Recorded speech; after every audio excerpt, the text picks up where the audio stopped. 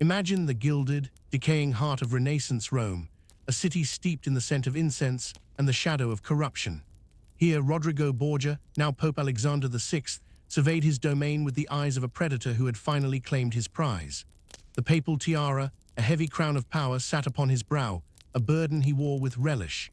His ascent had been a ruthless climb, fueled by Spanish gold, whispered promises, and the quiet vanishing of those who dared to oppose him. The Vatican, once a beacon of piety, had been remade into a lavish den where fortunes were won and lost, and the favors of courtesans were openly sought. At the center of this opulent, yet morally shadowed world were Alexander's children. There was Lucrezia, a vision of golden hair and porcelain beauty, barely 16, yet already a pawn in her father's grand designs. Her laughter echoed through the Vatican's halls, but behind her serene smile lay the sharp mind of a player in a game she hadn't chosen.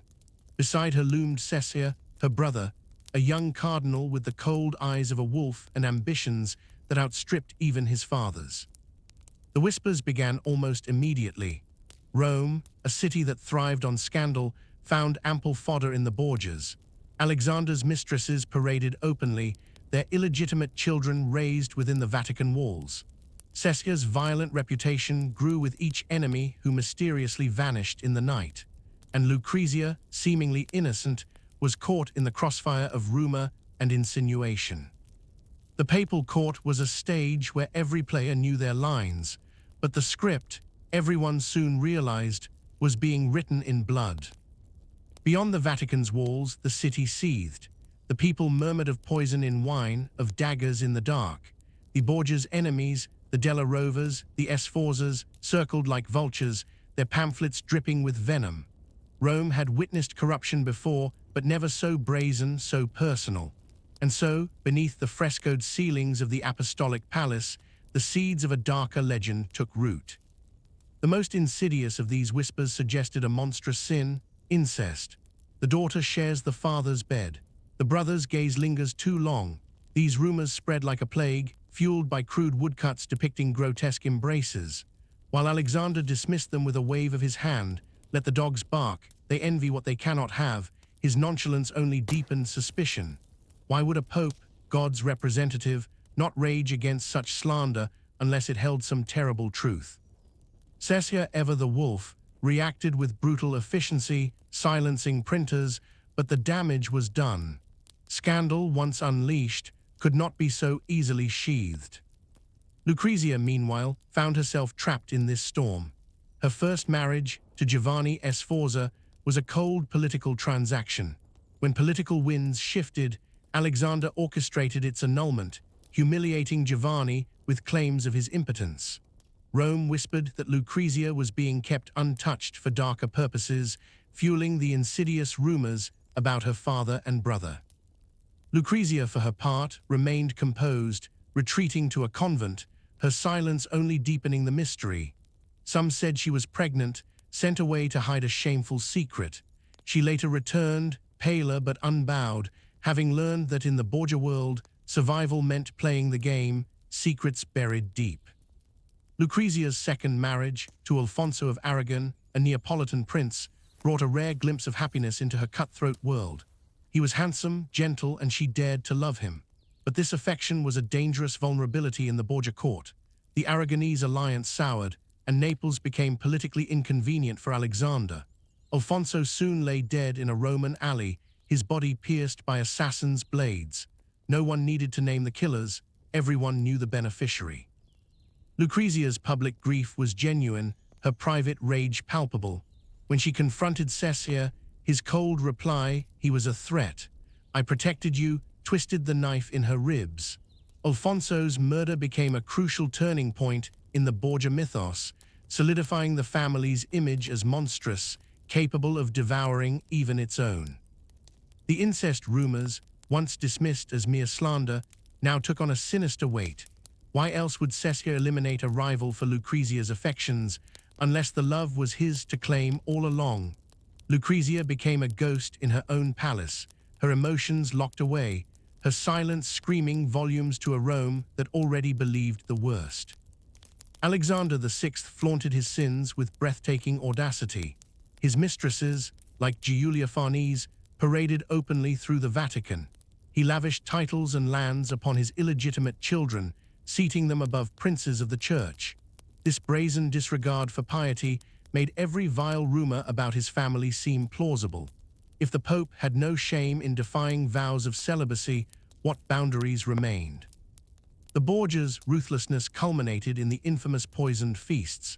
At lavish banquets, guests would suddenly succumb to agonizing deaths. The official story would blame bad shellfish, but Rome knew better. These silent assassinations, often employing the Borgias' rumored undetectable poison, cantarella, reinforced their monstrous image. Lucrezia, presiding over these deadly dinners, maintained a serene composure, sipping her wine as men died at her table. Her brother Cesare would lean close, murmuring, "They should not have crossed us." These events solidified the Borgias as people who played by their own rules, where hospitality could be a prelude to murder.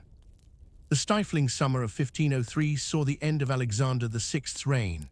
After dining with a cardinal, the Pope fell gravely ill, his body writhing in agony, his mind consumed by delirium.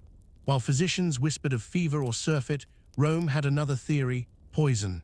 The bitter irony was that the symptoms resembled cantarella, the Borgias' own lethal weapon. Cesare found his father's chambers in chaos, the once mighty Pope shrunken and mottled.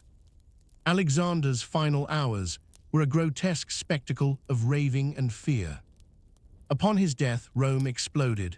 The people, long oppressed, poured into the piazzas, their voices a roar of relief and disbelief.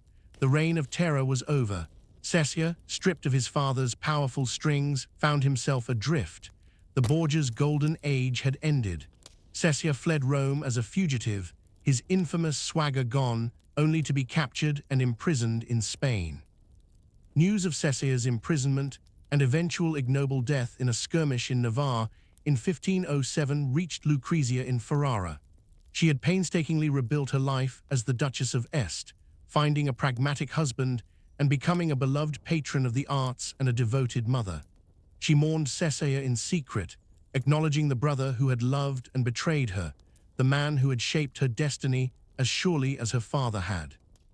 His death was the final severing of her past, the last living tether to the Borgia name.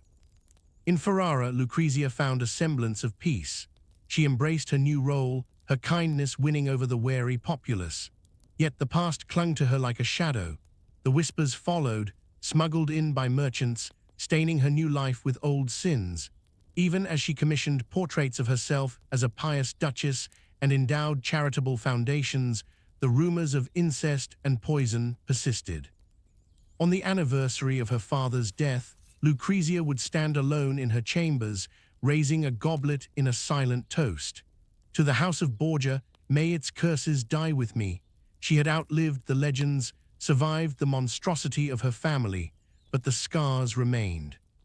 The Borgia myth endures not because it is entirely true, but because it is utterly irresistible.